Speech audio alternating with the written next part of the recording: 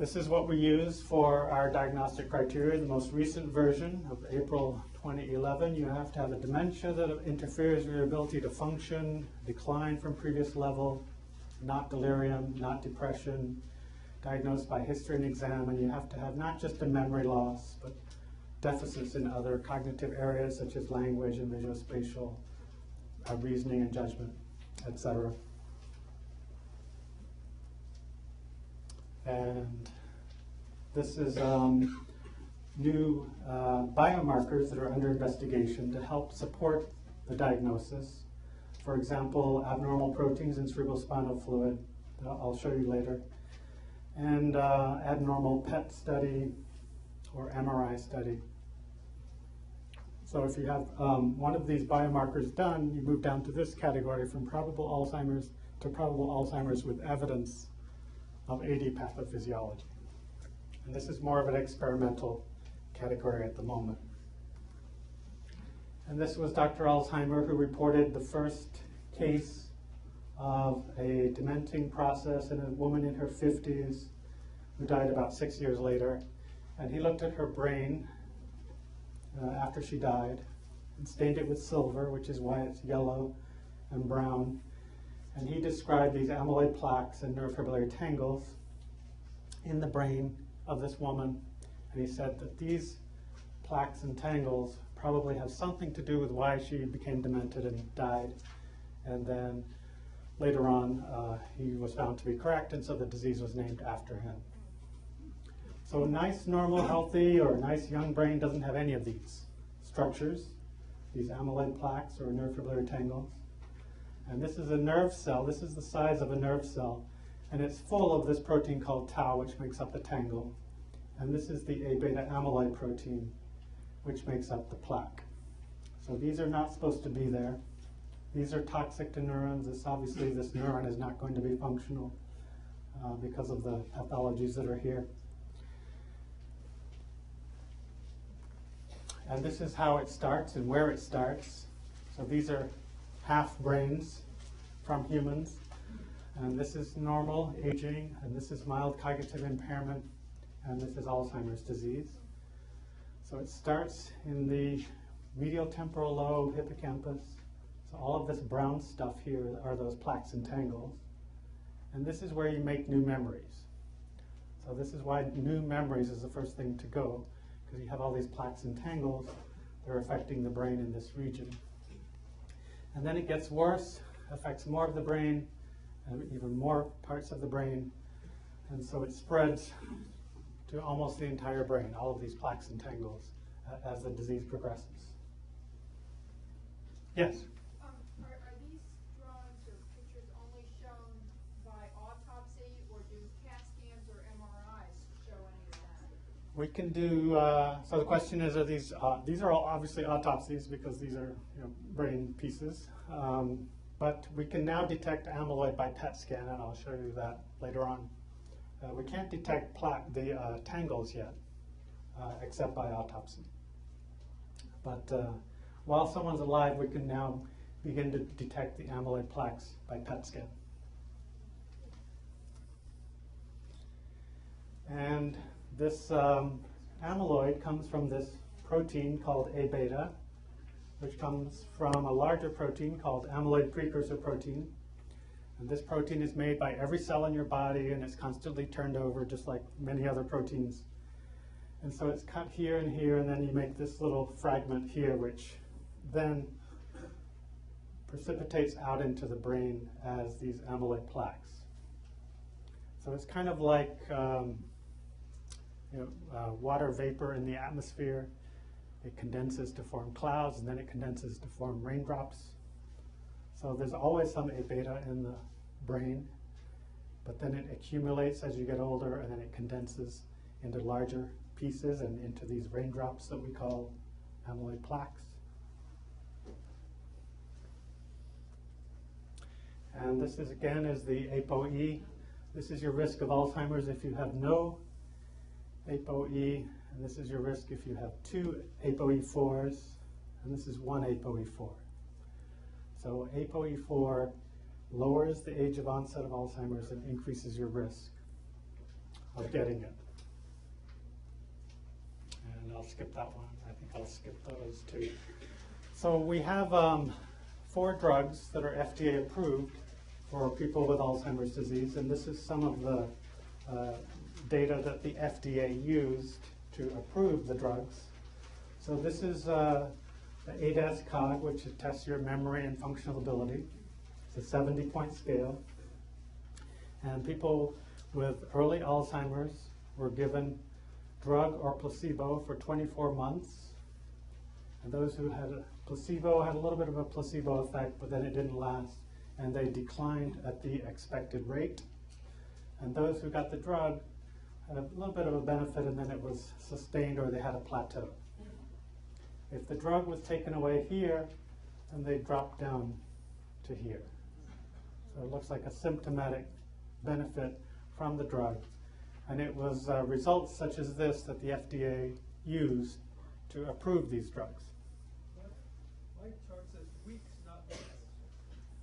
Yeah. We said, oh, I'm sorry, it's 24 weeks of drug treatment. You're right.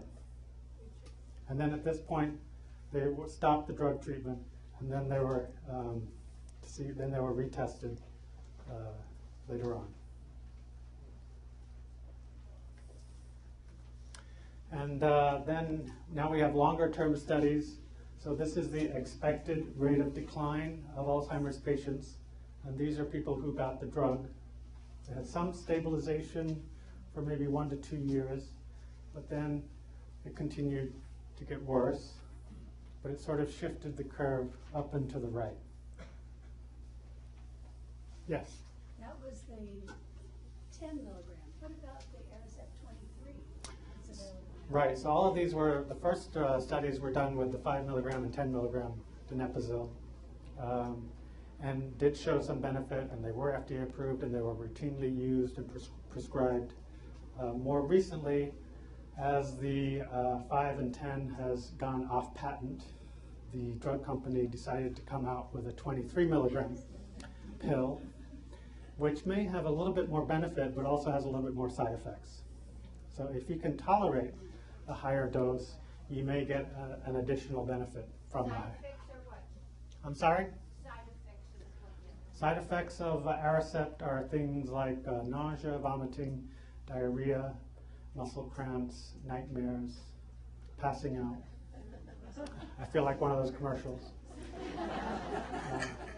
But most people can tolerate these without all of those side effects, and we start at a low dose and build up to a higher dose to try to minimize side effects, and you take it with a meal to try to avoid the stomach side effects.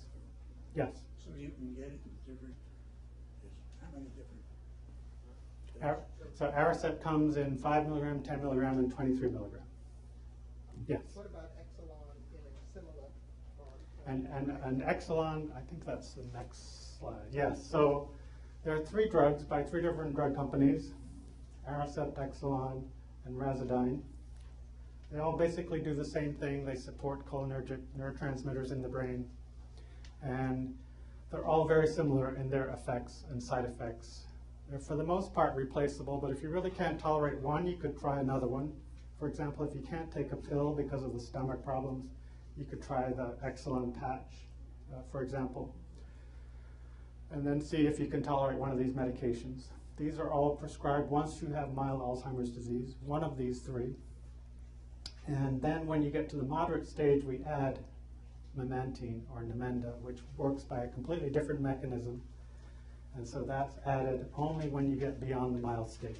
The combination of Exelon and Namenda offers what kind of response? So you get some additional benefit when you add memantine to one of these 3. What is the course of action? What is it chemical action? How does it work? How does memantine or Namenda work? It's a little bit controversial. There are these receptors called NMDA receptors that are activated and kill the neurons, and the memantine or Namenda protects the neurons from dying. Exelon is a cholinesterase. And these 3 are cholinesterase inhibitors. All 3 of these. Very similar, 3 different companies. Yes? Does the Malazine ever started off at the beginning? Does mementing start at the beginning? No. It's only approved for moderate Alzheimer's. So once you get mild Alzheimer's, we treat with one of these. And then when you get to the moderate stage, we add this. So you get a little bit of extra benefit if you have moderate Alzheimer's from the mementing added to one of these three. Yes? Several years ago, when the use of Memenda together with the Aricept, when it was approved, I know there was a daycare center in Bethesda that started giving the combination to the people who, and for several weeks they were just thrilled with the positive impact, and then it all dissipated. Right. Well, these drugs are not cures. They do give you some symptomatic benefit for a while, but then the disease continues. And so it's hard to explain to patients and families that we give the drug and nothing happens, and that's what we expect. Whereas if you don't give the drug, they get worse. But you try to, the patients are taking these drugs. The goal is for nothing to happen for 1 to 2 years. So they'll say, well, nothing happened. I say, well, that's the goal of the medication, to not get worse. That's the goal. Then they'll start to decline, and then they'll say, well, the drug's not working. I say, well, if they weren't taking the drug, they'd be here. They'd be much worse. So it's a very difficult concept to explain. We try, but yes. Is there a medical argument starting with Namenda? Because I'm aware of a few people who have had that done to them. There's an argument for starting with Namenda, but there's no study or data to really support it. What is that argument? That it blocks excitotoxic nerve injury or nerve death. It may have a little bit of an antidepressant effect as well, but there are no studies to support prescribing it to anyone who's not moderate Alzheimer's, at least moderate Alzheimer's. Would you recommend that people that were started on Namenda switch over? If people were started on Namenda, should they switch over? Well, they should. If they have at least mild Alzheimer's, they should be taking one of the cholinesterase inhibitors and then add Namenda once they get to the moderate stage. This is what we have evidence for. This is what the FDA approved the drugs for, and everything else is no evidence, or the FDA did not approve the drug for that purpose. Are you able to determine when the effectiveness of the combination has ceased to be? When does the effect of the combination cease to be? Probably at about 12 to 24 months. You get some stabilization, but then... Only the combination of the Namenda. Right, that's right, the combination. Right. I'm sorry, did you finish? So about 12 to 24 months, these drugs have a benefit for about 12 to 24 months as far as stabilization. After the combination is installed. Right.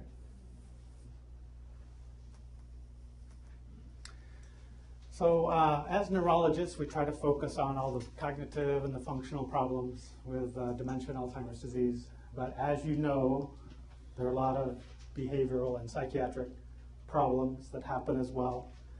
And many of our Alzheimer's patients have at least some mild depression and anxiety. They also develop apathy and loss of motivation, irritability. And then as the dementia gets worse, they can get agitation, pacing, wandering, delusions, hallucinations, psychosis, sleep-wake problems, anger, hostility, violence, catastrophic reactions, and inappropriate behaviors. And so there are a lot of behavior problems. So they may present to a psychiatrist or a geriatric psychiatrist to treat the behavior problem or fix the behavior. And so there are many non-drug strategies to try to avoid behaviors. I was just wondering if there's any particular link between essential tremor and Alzheimer's. Is there a link between essential tremor and Alzheimer's? Well, essential tremor is common and Alzheimer's is common, but there's not really an association or a link between the two of them. What's essential tremor? Essential tremor is just like the tremor you would get if you drink a lot of coffee. And as you get older, sometimes the tremor gets a little bit worse. It can run in families. But you can differentiate that from the tremor and Parkinson's. So there's a difference between the essential tremor and the tremor of Parkinson's. That's correct. Yes. Dr. Turner, I'm sure you've read about how many doctors in Scandinavia are being asked to, in assisting suicide, to patients who no longer want to live or feel they have no reason to live, they're not getting well. Do you encounter any of that in your practice? Yes, this is the hardest question I ever get, is will you help me die? And of course, legally, I can't, and I won't. But as the dementia progresses, we refer our patients to hospice when there's really no longer any quality of life. And the hospice team will help someone have a death with dignity, the way that they would like to die and the place that they would like to die. And so it's not truly assisted suicide the way it is done in some countries and some states. But hospice is certainly very valuable for end-stage dementia in getting that death according to your wishes or your family's wishes and having a death with dignity. Yes? My mother has not Alzheimer's, but vascular dementia, and their hospice people are taking care of her, and they have her on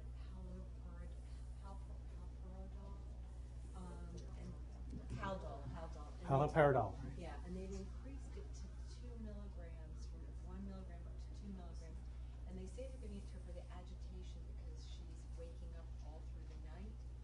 But you mentioned for something like that, there's like a short-acting something else, because now she's starting to drool, and she never used to sleep during the day, and now she's starting to sleep during the day, and I'm afraid that she's going to have that circadian rhythm switch. And when I would ask her how she slept the night before, she'd say, "Oh, fine." I'd be like, Mom, you were up every 2 hours. Right. So, as there are a lot of behavior problems, especially as the dementia progresses, and there are a lot of non-drug strategies for behaviors that we don't really have time to get into today. But there are also sometimes drugs that can help the behaviors, and these are a list of some of these drugs. We're very liberal with our use of antidepressants, for example, in our clinic to treat depression and anxiety. Some of these atypical antipsychotics and haloperidol are used to treat agitation, combativeness, behaviors. And they are helpful, but they have a lot of side effects, and so we try to minimize the use of all of these drugs. And one of the bad side effects of this class is death. So obviously we try to minimize the use of these medications. So I wanted to end up with some of the new biomarkers and some of the studies that we're doing. We've sort of now divided Alzheimer's into 3 categories. There's a preclinical stage, there's MCI, and there's dementia.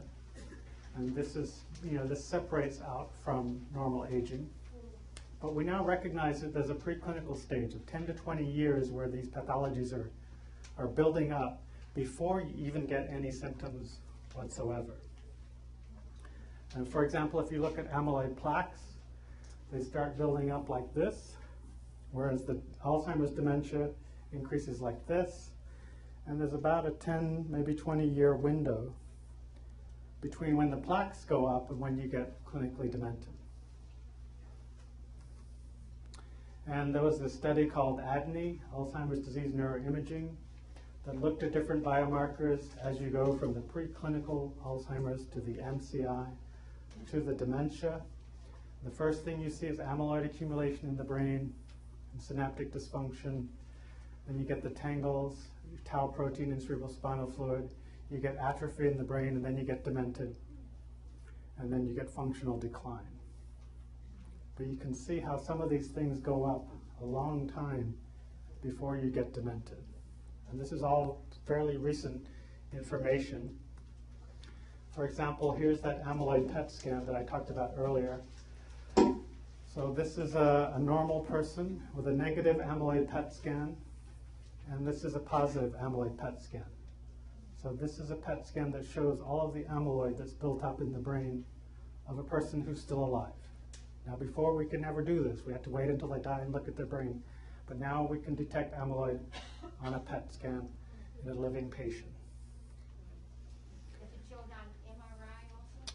Yes, it does show up on MRI. I think that's the next slide. But we also see abnormal proteins in cerebrospinal fluid that separate Alzheimer's from normal individuals. And this is the amyloid protein and the tau protein.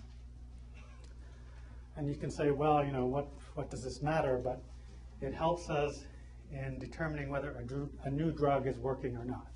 That's one function of these biomarkers. This is the FDG PET scan of someone who's mild cognitive impairment or Alzheimer's disease.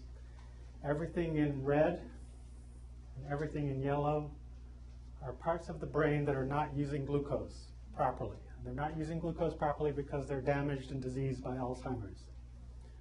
So this is an abnormal PET and consistent with a diagnosis of Alzheimer's disease, where you see hypometabolism in temporal and parietal and frontal regions of the brain. You can see that other parts of the brain are completely normal. But this is another marker, biomarker of Alzheimer's. And then we also know that there's a lot of atrophy in the brain, so this is a normal brain and this is Alzheimer's. By the time you die with Alzheimer's, 1/3 of your brain weight is gone from the shrinkage of the brain. But now we can do an MRI every year and watch the brain shrink from 1 year to the next. And I know you think, well, who cares? But we use this to determine if a new drug is working or not. That's one use of these new tests. So this is a normal brain, this is MCI, and this is Alzheimer's disease. And everything in blue are parts of the brain that have shrunk from 1 year to the next. And if it's light blue, it's shrunk even more. So you can watch the brain shrink by doing an MRI scan every year. And this is another biomarker. Yes? Will a CAT scan show any of this? A CAT scan will also show this, but the MRI is a better picture. And if you do have MCI, if you do get diagnosed with MCI, what affects your rate of progressing into Alzheimer's disease? Is somewhere between 5 to 15% of MCI will progress to Alzheimer's per year.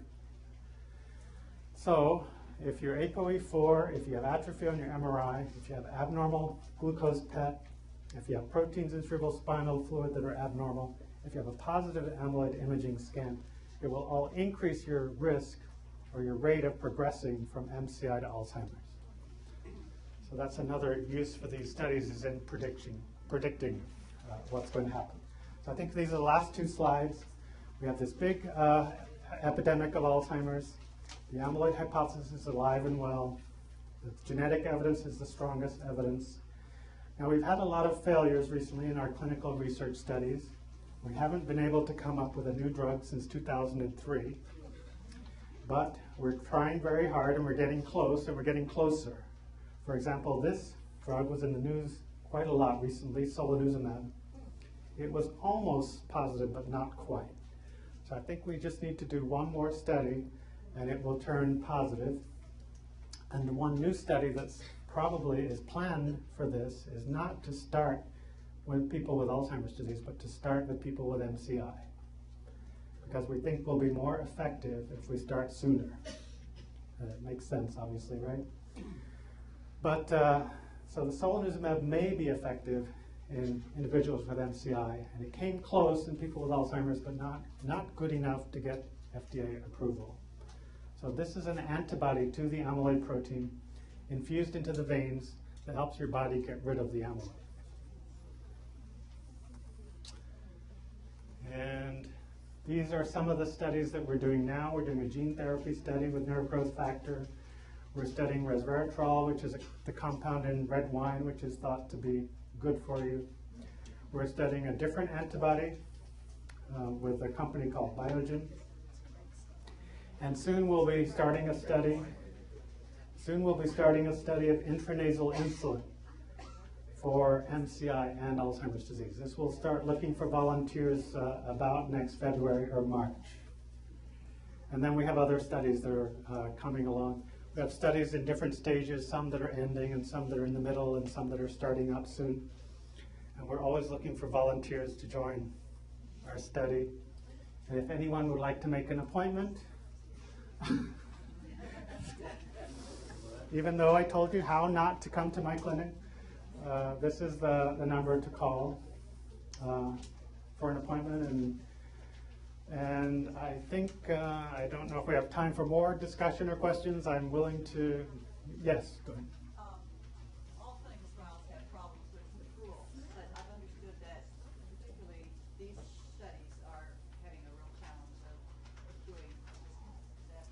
So the question is that we're having a hard time with recruitment of patients to our studies, and that is absolutely correct. And it's not just here, but across the world.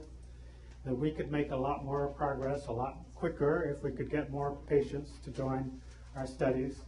Some of the challenges are that you have to do a lot more visits, and not just for the patient, but for the person to bring them to the appointments. And then people will say, I don't want to deal with the parking and the traffic, and et cetera, et cetera. But we do valet parking, and we pay people a little bit of money to join a study. But we do have a challenge with patient recruitment to research. And it's not just Alzheimer's, but I think just about every medical field would like more volunteers to participate in research, because this is really the only way we're going to make any progress, is to do research studies. And so we would really like to get more volunteers. Yes?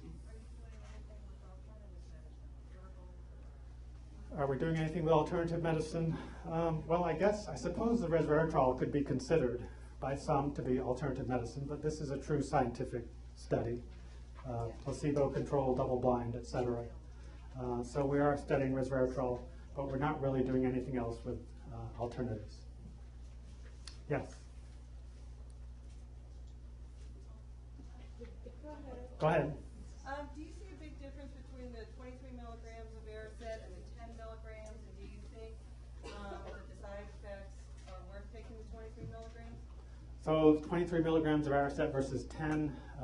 I think the 10 is probably adequate, and I usually try not to go up to the 23 just because the side effects are so much more prevalent than the 10 milligram. But if someone would really, insist on going or really wants to do the 23, I'm perfectly willing to try that with them. And if they have problems, they can go back to the 10. Okay, so there's really nothing life-threatening with the 23 milligrams. It's just other things like what you were saying. Exactly. Right. Okay. Thank you. Yes. Two questions. One is about the glucose number.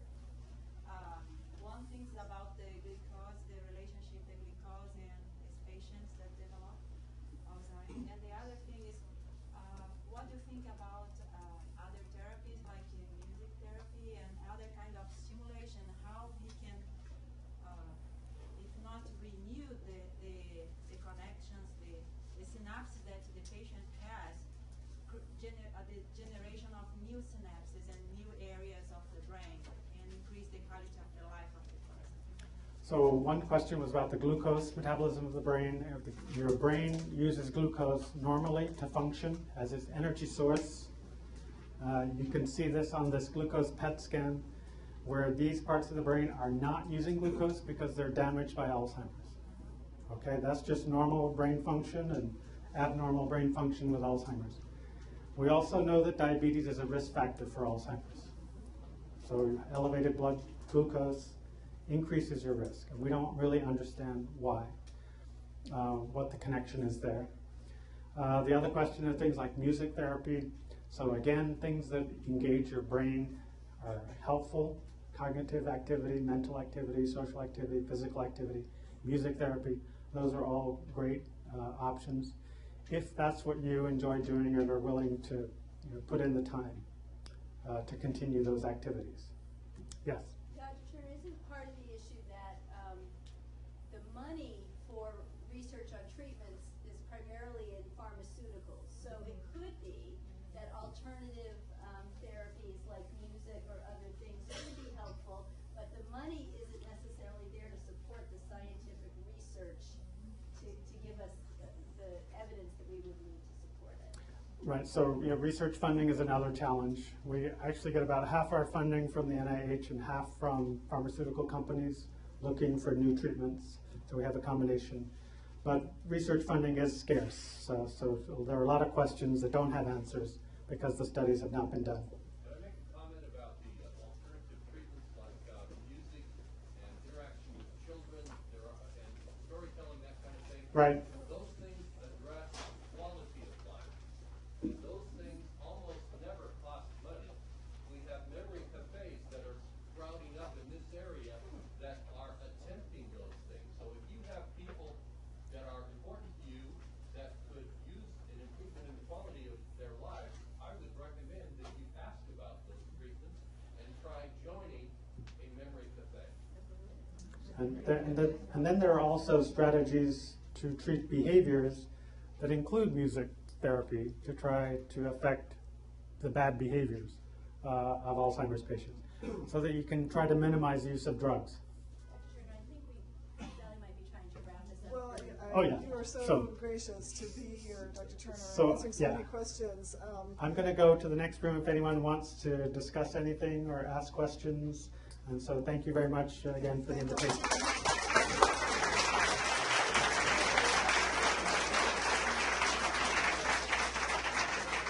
Before we all go, I have a couple of announcements. One is just to thank Dr. Turner so much. We are so fortunate to have you doing this incredible work and be doing it here in Washington with us. It's really fabulous. So we thank you very much again for coming here today Thank you. and for being available so often. I want to let people know too, I want to remind you that here at Iona, we are here to be with you all along this journey. We have today memory screenings, which we are going to still continue to do after this talk if you want to meet out in the lobby.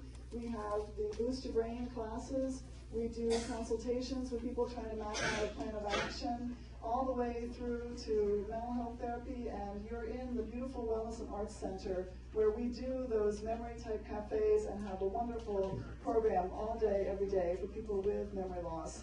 And so I hope you'll learn more about what we do and why we're here today. And I want to encourage everybody to please go back across the hall. Everybody's going to be still over there for a while yet, and we want to thank Capital City nurses, especially for the wonderful refreshments that they brought today, and for all of our other community partners who are here with us. So thank you all again very much for coming.